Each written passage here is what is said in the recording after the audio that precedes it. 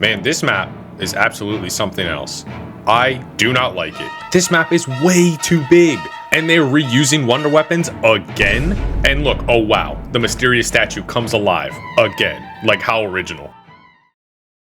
Nah, I'm just fucking with you. I fucking love this map. I cannot put it down. Like I don't know what it is. Just the map just has me to chokehold. Like I just gotta play the map. I'm gonna sound like I'm glazing this map so hard this video, just because that's how much I fucking love it. I might spit a couple hot takes in this video that some of you might not be ready for, but this is my video, so And this one's to all you fucking haters out there, dude. Yes, I am still having fun with BO6 zombies. If you can't accept that, I'll help you pack. Just kidding, but for real, it seems like the community is more or less happy with the new map, which I'm super happy to see after the tomb. But what has the community talking positively about zombies again? Well, here it is, the Shattered Veil. This was going to be more or less my first impressions of the map, but I've played this map so much over the past few days, like, I'm just like, all right, I'll just give it a proper review. But it's been a while since my last upload, so I'm gonna try to ease back into it. I'm glad to be back, by the way, and I'm glad to see y'all having fun with the map. But let me start with what I really like about this map, and that's a lot of things. So we're gonna start with the overall tone and the overall setting of the map. By the way, this is your boy Clam Rally. Welcome back to the freaking channel. Anyways, I think this map really strives being set in Richtofen's domain. For me, I tend to prefer a more grounded approach to zombies, like with sci-fi and all that, mixed with kind of just a hint of the fantastical and mystical elements. And I think this map really nails that ratio good enough for me. Like, I really think that it nails that ratio. There's just enough to ground myself in the idea that the stuff going on here is like laboratory experiments, like with the ray gun Mark II and the variants and all that stuff, and the Wonderwolf and the giant AI, Sam, of course, mixed with the hint of things like the Elder Disciple, Pack-a-Punch, camo symbols, and even going as far as to call one of the variants of the ray gun Mark II the Wraithfire variant, hinting back to, of course, Black Ops 4. And given the whole reason we came here in the first place, the Sentinel artifact, it meshes the themes of magic and science, I would say, pretty seamlessly. A scientist wanting to fuck with magic. That's the zombie story in its prime, and Richtofen is the dude to do that. Like, he's the guy to do that. In some ways, I really think this map should have been the first map that we've got to play in BO6. Not only would it have made more sense with the Liberty Falls cutscene, it also would have established some familiarity with the ray gun and the Wonderwolf, so that people might be more receptive of it than Liberty Falls. Although, I do like the build-up of seeing Richthofen after already being to 4 different places, so maybe the mansion being the 5th map is fine. However, I almost feel this map is what people were really coping and hoping that Liberty Falls would be. Let's talk about the layout. The map is huge and it's confusing, and I think that's something I really appreciate about it. That sounds weird, right? But hear me out. You really have to learn the map and how it flows in order to be successful. I think so far in Black Ops 6, the maps have been in some way symmetrical with how they're laid out, which makes the maps have good flow. Liberty Falls and Terminus have excellent flow, I would say, in the map, but I think some variety in map shapes is a good thing. Now, I think flow has a few meanings, like the word itself, but what I mean in this sense is that there aren't a lot of sharp turns you need to make to get around in Liberty Falls or Terminus or even in the tomb. It's a lot of circles you're running around in, it almost seems like. But this map, Shattered Veil, this map makes you feel, at least makes me feel, a tad bit more claustrophobic, at least in the mansion itself and in the underground. Lots of sharp turns you need to make, and if you aren't careful, you'll get caught up, which is exactly what I miss from classic zombies. Tight spaces. Because a little more tight spaces, a little more claustrophobia won't hurt nobody. It just helps you become a little bit better of a player. Next, I want to get into the ray gun and the Wonderwolf briefly because I really like how they work on this map. The Mark II with the quest for each of its variants are enough of a challenge that isn't too hard, but if you aren't careful, you'll go down while getting them done. I think each of the variants are equally as cool, even if they aren't equally as good as one another, but my favorite's definitely the shotgun one, I'd say. Also, the Wonderwolf is pretty in depth, which I really like because it makes it that much more rewarding when you finally get it, given you don't like hit it with a wonder bar. Even though it is technically kind of part of the main quest, you still have to go out of your way to get the wonder waff after you finish the part that you do for the main quest. I do like that. And oh man, look, guys, look, it's fucking double tap. I mean, I knew it, you knew it, we all knew it was coming back. But there it is, first double tap. Next is premise. I don't know that for a fact. I just think they're coming. Anyways, it's literally just double tap 1, like without the augments, of course. But with the augments, you really get some interesting interactions here. Man, I love when they add new perks because I can go around testing these augments to just see what they do. I think they balance this perk very well, considering the implication of Double Tap 2.0 being completely overpowered if you put it directly in this game. The augments give it those much needed, I would say, asterisks that balance it properly, and I think they did a really good job with it. If you haven't already, watch Doughnuts' video breaking down this perk. Doughnuts, I see why you love doing what you do, because shit like this is awesome. I think they were purposefully careful with double tap because they knew how much it would affect the meta with certain weapons, but I think they did a really good job balancing it. Oh, and also double tap with PPSH. Shit, this shit got me feeling like this shit. Next, I want to talk about the bottom part. And this shit is what people were expecting with Liberty Falls. I'm almost positive. Some of this shit reminds me of like Transit or like Moon. I mean, like, it's an underground bunker, for God's sakes. This shit's awesome. The Sam AI, also just watching you the entire time you're down there, is just like the icing on the cake. The map really gets me excited for the future of BO6 and into BO7. There were parts of this map where I got to like a door and I was like, oh, there's more?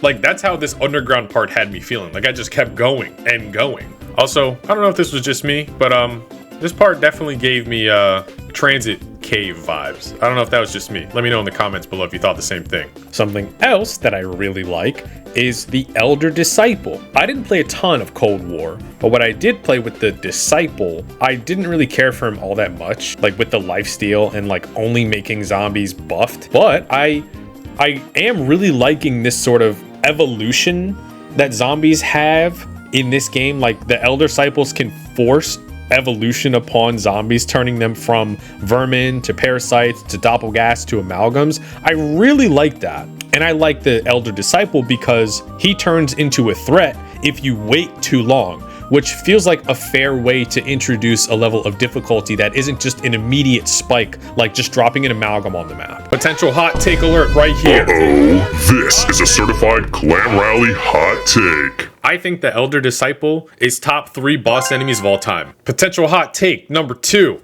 I think the amalgam is done perfectly on this map. What the fuck? Get this guy out of ridiculous. here. Oh my gosh, he's going off the deep end. Let me, all right, everybody settle down. Let me explain why. I don't even know if that's a super hot take, but it sounds like it is one, so I'm gonna explain why. I think the amalgam serves as the perfect, like, deterrent for a player to not want to interact with. So I think that the Elder Disciple eventually getting to that form of evolution in the zombies works perfectly for something you're trying to avoid. I know that sounds a little weird, right? Because the amalgam is kind of a bitch to deal with, you're gonna want to focus the Elder Disciple. And if you can't focus the Elder Disciple on time, then the consequence is an amalgam. Something that pretty much nobody feels like dealing with. And the Elder Disciple forcing evolution in like a sort of necromancer kind of way works perfectly with this map, blending science and magic together. I just think I think he's peak. I honestly think he's peak. Let me know what you feel about that in the comments. I think he's peak. I'm also really liking these toxic zombies, which again, make you feel like you have to take care of them quickly or else they will bombard you. They almost make me feel like how the dogs were in World at War. Like, they're easy to kill, but they'll fuck you up if you aren't careful. And oh man, guys, they didn't have to go pure unadulterated badass with the fucking boss fight, but they did anyways. Like, come on! I seen this shit coming from a mile away and it's still badass. The fight itself is cool. It's a little annoying having him throw you around and also trying to dodge toxic gas pools, but it serves as like one of the best forms of like a test to test your movement capabilities. And if you aren't moving, he'll eat your ass. I think the Omni movement in this game is really good, and I think this boss fight really helps exemplify that. Big fan. Also, It's a fucking T-Rex. How can you not fucking love this shit? With over 70 hours of Monster Hunter Wilds that I have, seeing a zombie T-Rex is perfect for me. I fucking love it. I wonder if Treyarch saw this comment on the Shadows of Evil trailer and said, you know what? Yeah, that's a great idea. We'll just put that in. We'll just put him in. Despite my minor annoyances of the boss fight, the spectacle's awesome. I'm glad they fucking did it. Now look, I'm gonna be called a glazer. I'm gonna be called a shill for liking this map. And yes, I'm very aware it just came out and I'm in a honeymoon phase and blah, blah, blah. You know what? You can shill my balls in your mouth. How about that, huh? I do have a few legit issues that maybe will change over time, but I think the biggest for me right now might be how many random spawn locations there are for 2 of the Mark II upgrades, the seeds and the bomb. It's just annoying. And I was watching Milo's video and I couldn't agree with him more. Make it 3. Make it like 3, maybe 4 locations for each part. Like something to actually learn and it's not just a bunch of spots. And like the map's huge too. So it's like you can find them anywhere. Which also brings me to the fact that the map is very large. I do like that. But I wish there was at least one more fast travel location. Because running around the map is fun. But it gets a little annoying when I'm trying to get to one place. And I know that I have to make it to there, but all I'm doing is running. It's a little annoying. I do really like that most of the Easter egg steps are tied to upgrading the ray gun Mark II. It gives the weapon that much more emphasis that it was really missing in the past. And I think No Name here said it really good when he was saying that the ray gun Mark II doesn't play second fiddle to the main map's wonder weapon. It can finally have its time to shine. And it's about damn time because it's been in here since fucking buried. And there's one more thing I'd like to talk about, and it is probably one of the map's biggest strengths that is also the map's biggest weakness. I want to talk about Richtofen real quick. It is so good to finally see him. It is so good to finally see him in a map that's interacting with the actual story, and us as our characters interacting with him is wonderful. Nolan North really puts a level of quality to his work that I feel a lot of voice actors don't do. And I really like that he is Edward Richtofen. And I think he does a great job in this map. For me, and I think a lot of other people, he stole the show. But the thing is, there's not a lot of show to steal when our main crew just feels so bland. I've had this problem since the start of BO6. I really don't care that much about this crew. I've tried. I really tried to be like, you know what? They're kind of cool. You know, they're better than nobody. But it's just when you have someone like Richtofen showing up and showing out like that, like just slapping his big Wonderwaff on the table like that, it's hard to not compare the two. Which is why I really think that they're just going to end up dead in this canon storyline just like they already have in MWZ, and they're just going to bring back Primus. But this video is not about that. Don't worry, I'm not going to talk about that. I don't want that to deter people from enjoying what's already here, because I know there's plenty of people who really enjoyed this Dark Aether storyline. Like, I know there's people who have already enjoyed this Dark Aether storyline even before Richtofen's appearance.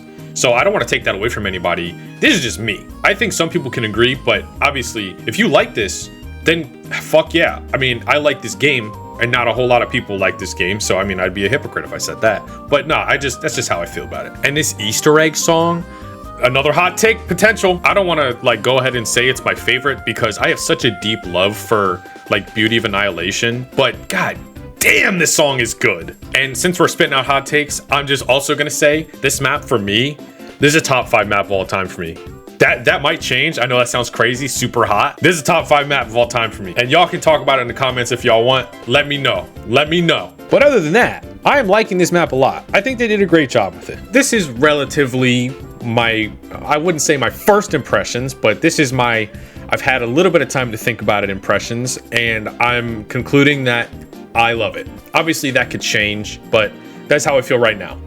Look, I know a lot of people aren't liking the direction of BO6 and where the zombies is headed, but I can't disagree more with that. I am honestly having so much fun with the game. There was a bit of a lull, I would say. The Tomb maybe wasn't the best map it could be. I certainly did enjoy it though, but given that my favorite game in the series is Black Ops 1, like for overall reasons, I think they're doing an insane job with this game. I'm just kind of excited to see where everyone's going to rank this game as a complete package. I'm also not trying to imply that the game is above criticism. I hope I've made that clear enough. But in all seriousness, I think they're cooking, and I think we're eating. I just think some people are letting the food get cold. I'm glad to be uploading again, and I'm glad you guys stuck around to the very end for this video. I hope to keep up a schedule with my uploads better than I have been. But I appreciate you for watching. If you like this video, leave a like, leave a comment what you think about the Shattered Veil. And that's gonna be about it. Your boy Clambo is out of here. Peace. See y'all soon.